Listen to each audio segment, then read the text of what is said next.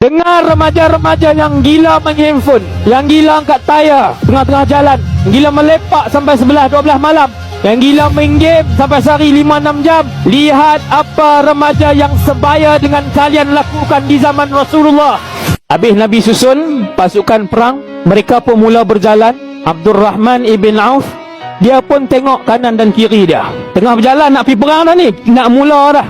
Dia tengok ada dua remaja, umur dalam 16-17. Di kanan dia ada Muaz ibn Amr, di kiri dia ada Muawiz ibn Afra. Satu riwayat lagi kata Muaz ibn Afra, Muawiz ibn Afra. Dia ada dua riwayat.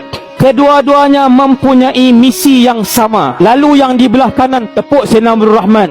Ya Am, pakcik kenal dah Abu Jahal? Abdurrahman ibn Auf kata, wahai remaja, yang kamu tanya tu ketua tentera nombor 1 Quraisy musyrikin. Apa kamu nak buat? Kenapa kamu dorang cari? Dia kata, pakcik, aku mendengar Abu Jahal ini satu orang yang selalu menyakiti Rasulullah sallallahu alaihi wasallam. Aku berjanji dengan Allah, kalau aku tengok dia pakcik, aku akan bunuh dia. Ni hak kecil ni, yang baru umur 16 ni. Maka pakcik tu kata, hampa nampak tak laki-laki yang paling ramai pengawal di keliling tu? Sebab dia general nombor 1. Yang itulah Abu Jahal. Kedua-dua ini, kata Abdul Rahman, sebelum aku menghabiskan kalam aku melihat mereka hilang.